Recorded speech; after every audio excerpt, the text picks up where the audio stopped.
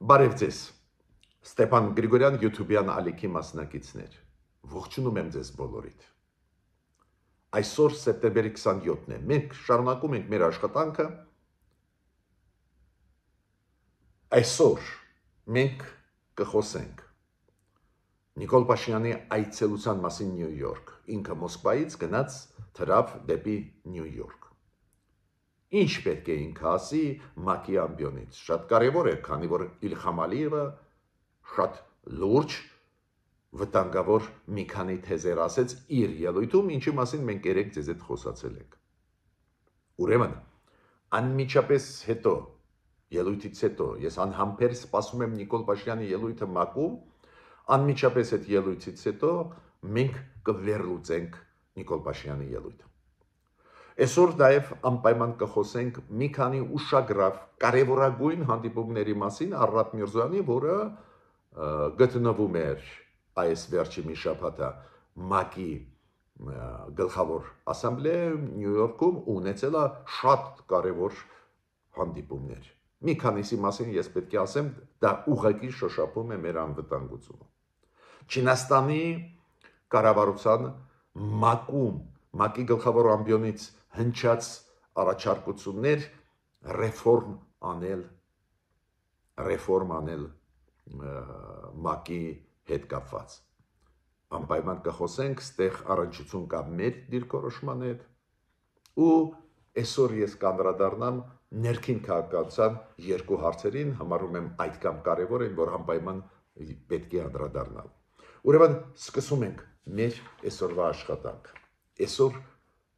27 սեպտեմբերի։ Դուք հիշում եք, Ադրբեջանը ուղիղ 5 տարի առաջ 2020 թվականին սկսեց լայնամասշտաբ պատերազմական գործողություններ Լեռնային Ղարաբաղի հայերի դեմ։ Այդ պատերազմը տևեց 44 օր,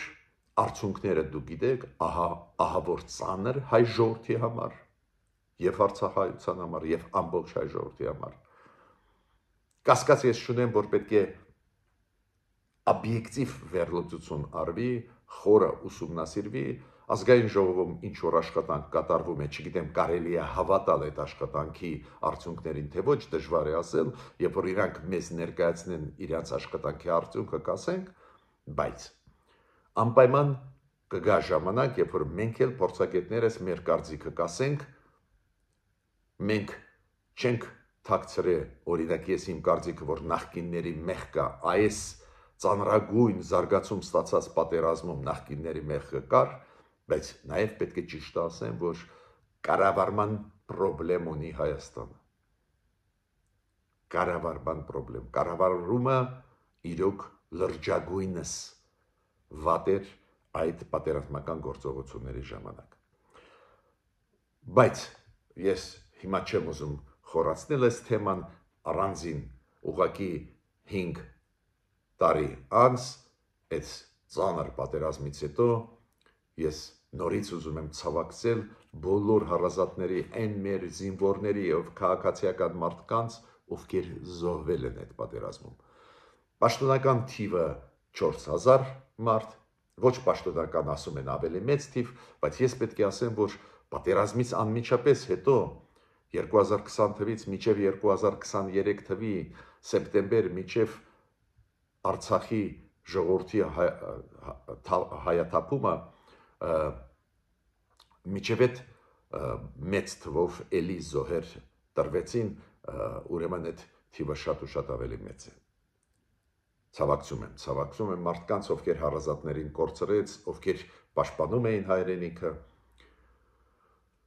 բայց պնդում եմ, որ պետք է ուսումնասիրվի խորը, որ մեր պետությունը եզրակացություններ անի այն սխալներից, որոնք կային եւ նախկինում, եւ կառավարման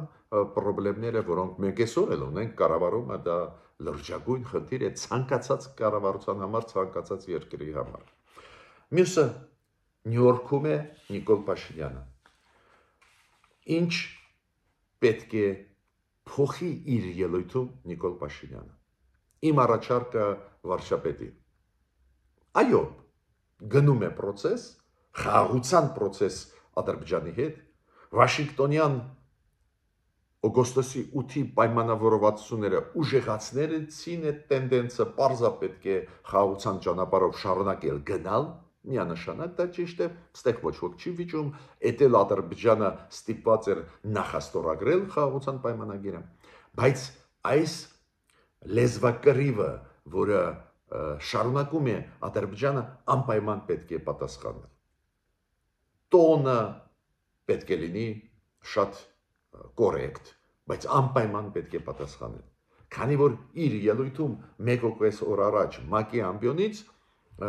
Ալիևը մեզ մեղադրեց օկուպացիայի մեջ։ Պատկերացնում եք, աշխարհը գիտի, որ երկու պատերազմները սկսեց Ադրբեջանը, եւ 1992-ին եւ 2020 թվականին։ Ոնց կարանք մենք լինենք օկուպանտ, եթե Ադրբեջանը սկսեց պատերազմ։ Բոլորը գիտեն, բայց ինքը այդ գլխավոր աշխարհի ամբիոնից է ասում։ Ինքը ինչ որ էթնիկ զտումներից ասեց, ակնարկ արեց։ Կապիտուլյացիայի մասին ասեց, ամբողջը process-ը վերագրում է իրան, խաղաղության process-ը։ Ես կարծում եմ Հայաստանը պետք է հիշեցնի Արցախայցյան իրավունքը վերադառնալու։ Ես կարծում եմ, որ պետք է անպայման Հայաստանը այդ ամբիոնից բարձրացնի հարց գերիների, եթե խաղաղ process է գնում, խաղաղության process, ուրեմն բարի կամք պետք է դրսևորեն երկու կողմերն էլ։ Ուրեմն շատ կարևոր ելույթ մենք սպասում ենք Նիկոլ Փաշինյանից Նյու Յորքում։ Մյուս հարցը, որը անչափ կարևոր է բոլորիս համար, այդ ռուս-ուկրաինական հարաբերությունները։ Եվ հիմա պնդում եմ ռուս-եվրոպական հարաբերությունները։ Ռուսաստան-Եվրոպա հարաբերությունները շատ սրվեցին։ Եթե Ուկրաինայում մենք տեսնում ենք պատերազմ Ռուսաստանի կողմից Ուկրաինայի դեմ, բայց հիբրիդային պատերազմ մենք տեսնում ենք Ռուսաստանի կողմից Եվրոպայի դեմ։ Հիշում եք այն դրոնները, ATS-ները, որոնք մտան Լեհաստան, մոտավորապես 20 հատ, հիշում եք օդի խախտումը, օդային տարածքի Էստոնիայի,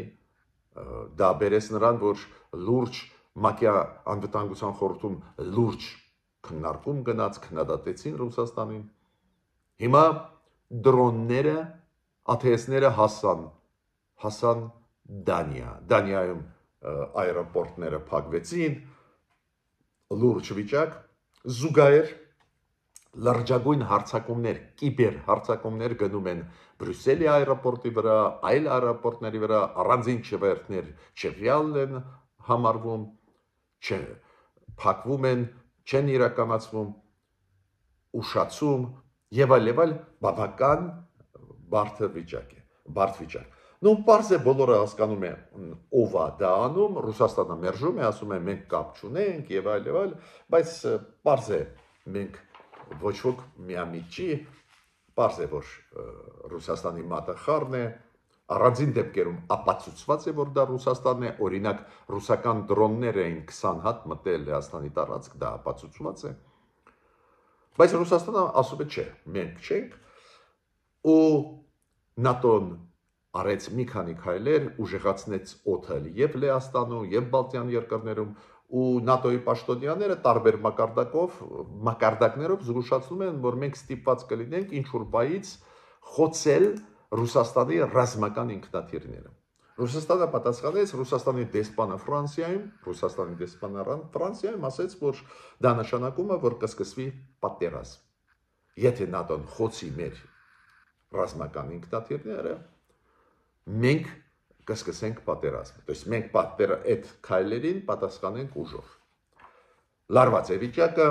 պարզ է, որ այդ լարված վիճակը ազդում է բոլորիս վրա ու այդքան էլ հեռու չեն մեզանից այս զարգացումները ծանր, որոնք գնում են Ռուսաստանի Ուկրաինայի դեմ, Ռուսաստանի Եվրոպայի դեմ։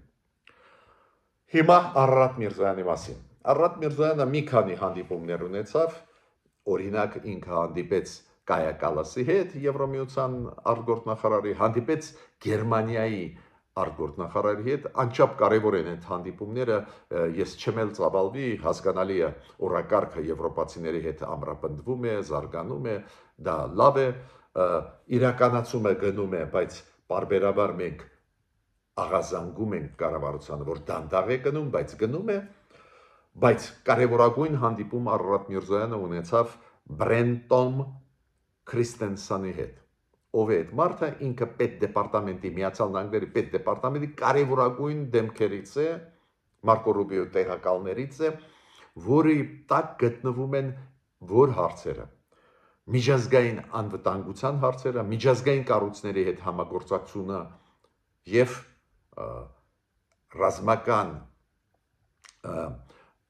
ռազմական ուժերի վերահսկման հարցերը,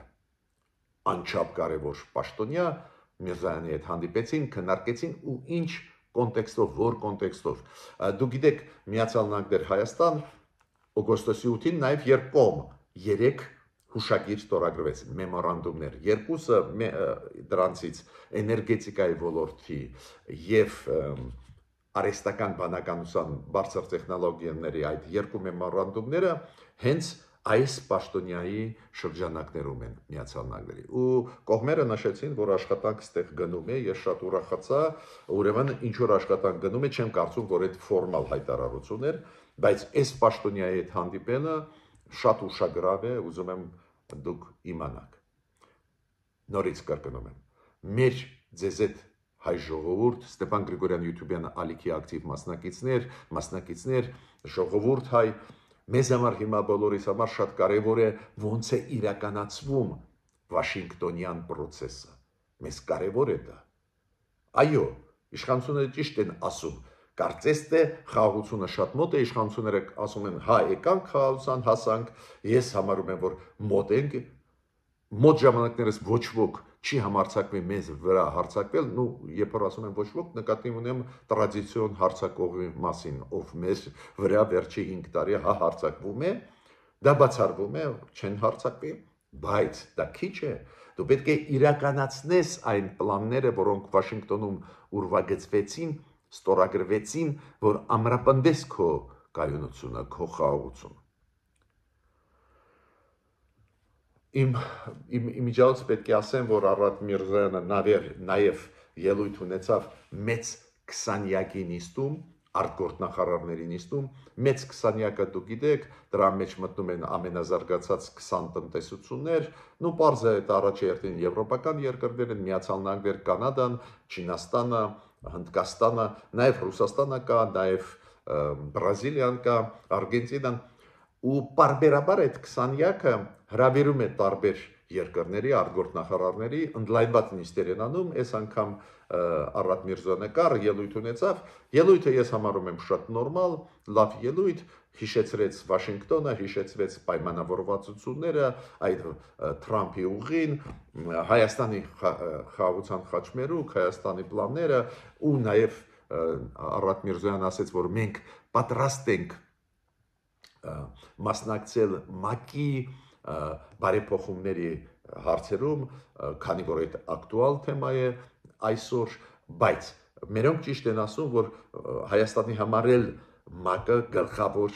ինստիտուտն է գլոբալ, որը պահպանում է աշխարհում խաղաղություն ու պետք է պաշտպանի։ Բայց ոչ մի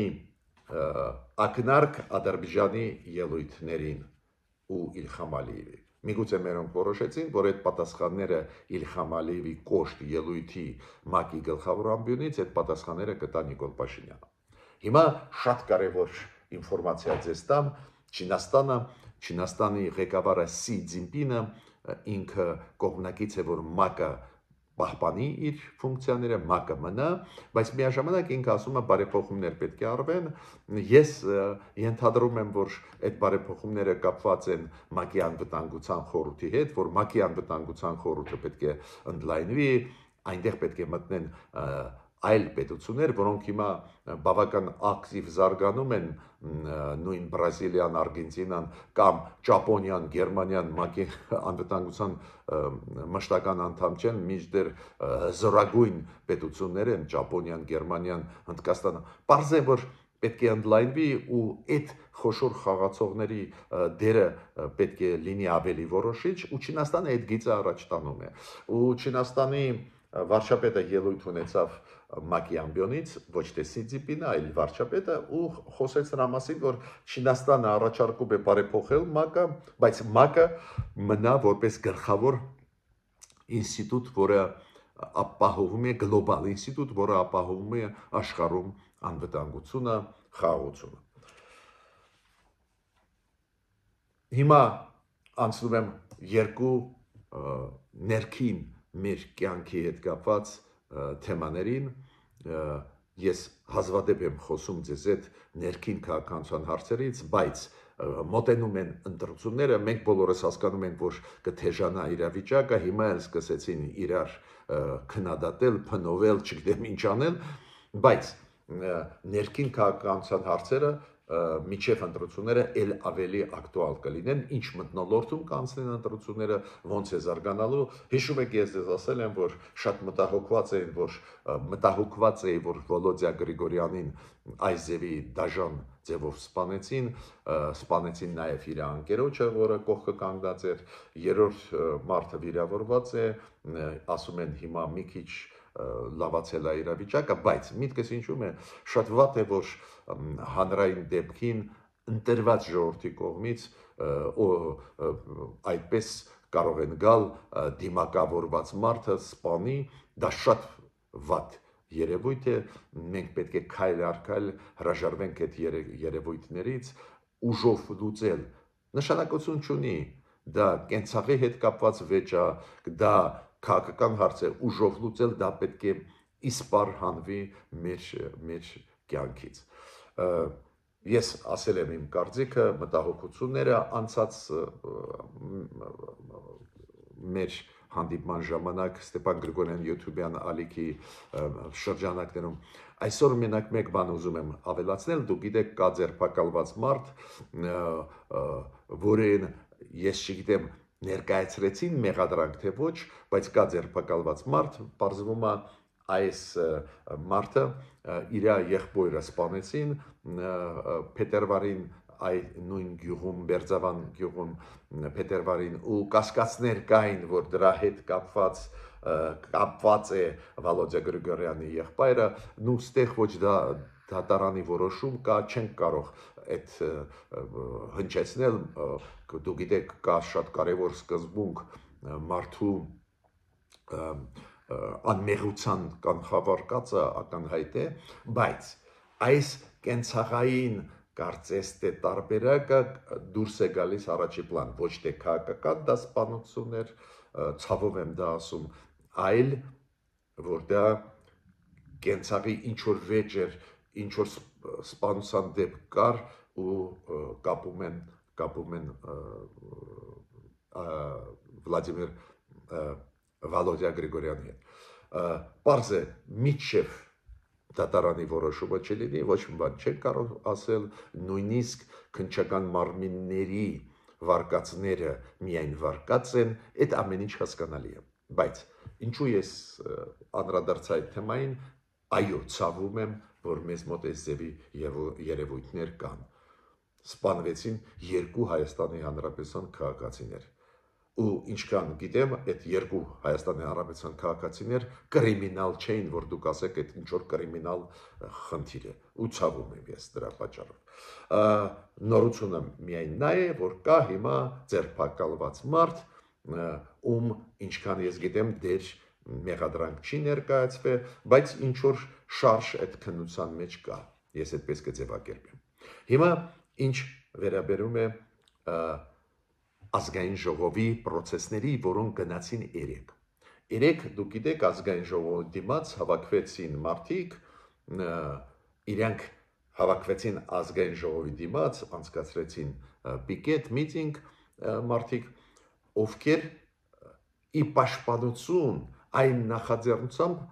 որով հանդես եկան երկու ազգային ժողովի խմբակցություններ, Հայաստան խմբակցությունը եւ Պատիվ ունեն։ Ես այդ խմբակցությունները, այո, իրանք ընդդիմադիր են, բայց ես իրանք համարում եմ պրոռուսական ընդդիմություն։ Քանի որ իրանք անընդհատ առաջ են տանում Ռուսաստանի շահերը Հայաստանում եւ անընդհատ պահանջում են, որ Ռուսաստանը բոլոր տեղերում լինի, չհեռանա,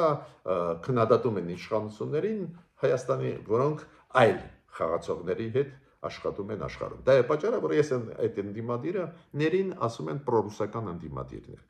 Այդ ընդդիմադիրները, դուք գիտեք, ունեն միասին 34 ձայն, 28 մանդատ ունի Հայաստան խմբակցությունը, 6 մանդատ պատիվ ունեն։ Մեկ մանդատ իրանք կորցրեցին, այդ պատգամավորները այդ ֆրակցիաներից դուրս եկան։ Ուրեմն իրանք ունեն 34 մանդատ, բայց սկզբում երբ որ ընտրված էին 36 մանդատ ունեին։ Ինչու է թվերը կարևոր են։ Ուրեմն երեք այս երկու խմբակցությունները օրենքի համաձայն նախաձեռնեցին ազգային ժողովի լսումները։ Այդ լսումները ինչին են նվիրված նրան, որ պետք է պահանջենք կամ որոշում ընդունենք անվստահություն տանք կառավարությանը, պահանջենք հրաժարականը կառավարությանը, քանի որ կառավարությունը վատ է աշխատում, այս նախագիծը, որով իրենք լսումները արել են, նախագիծը, որը առաջ են տանում, կոչվում է ազգային ճգնաժամի եւ կառավարման ձախողման մասին։ Իրենք ասում են գործող իշխանությունը ձախողեց այդ կառավարումը, դրա պատճառով պետք է հրաժարական տան դուրս գան ու impeachment, դա մենք ասում ենք, անվստահություն պետք է անտնեն։ Մեր օրենքի համաձայն, օրենքների համաձայն, ուրեմն մենք ունենք 107 պատգամավոր ազգային ժողովի, ուրեմն 54 պատգամավոր պետք է քվեարկեն իօքուտ impeachment-ի, իօքուտ հրաժարականի, որ կառավարությունը հրաժարական տա, բայց միջև այդ նիստը, որտեղ որ պետք է այդ հարցը լուծվի, պետք է նախաձեռնող խումբը կարողանա հավաքի 1/3 պատգամավորը 36 ստորագրություն։ 36 ստորագրությունով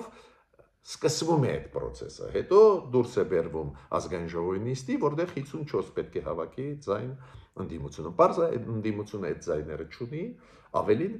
պարզվում է, որ ընդդիմությունը նույնիսկ 36 ձայն չունի, քանի որ ճանապարհին 2 մանդատ կորցրեց։ Այսօր ընդդիմությունը վերահսկում է մենակ 34 մանդատ, 34 ստորագրությունը պակաս է 2-ով, որ սկսի impeachment-ի process-ը սկսվի։ Բայց այնուամենայնիվ ինչքան էլ կարծես թե անիմաստ էր այդ նիստը հավաքել, այնուամենայնիվ լուրջ մեծ քննարկում էր, այո, ու կառավարությունը պետք է զգույշ լինի, հասկանա, որ ընդդիմությունը նույնիսկ չունենալով 36 ստորագրություն, որ սկսի այդ process-ը անվստահություն հայտնելու, այնուամենայնիվ ընդդիմությունը սկսեց այդ աշխատանքները, համարելով, որ քայլ առ քայլ կփոխվի իրավիճակը։ Ես պետք է ասեմ, որ այդ process-ները այո, պետք է գնան, քանի որ եթե մենք խոսում ենք ժողովրդավարության մասին, պարլամենտի ընդդիմությունը իրավունք ունի այդ հարցերը բարձրացնել, մինչդեռ դա պրոռուսական ընդդիմություն է, ես ոչ մի լավ բան դրանցից չեմ սպասում, բայց այդ կանոնները ժողովրդավարության պարզա ուզած մենք պետք է հարգենք, բայց կառավարությունը ինչ եմ ասում, կառավարությունը շատ ուշադիր պետք է հետևի այդ process-ներին,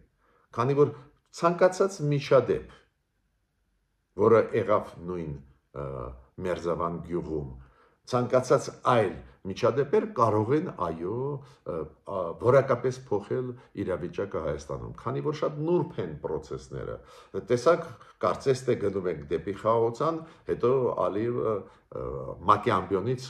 այդպես բաներ է ասում, որ առաջացնում են 1000 մի հարց, չէ՞։ Ուրեմն զգայուն իրավիճակ է, ուստեղ պարզ է կառավարությունը պետք է ուշադիր լինի այդ process-ների նկատմամբ։ Ես ավարտեցի իմ ելույթը, միջ նոր հանդիպումներ։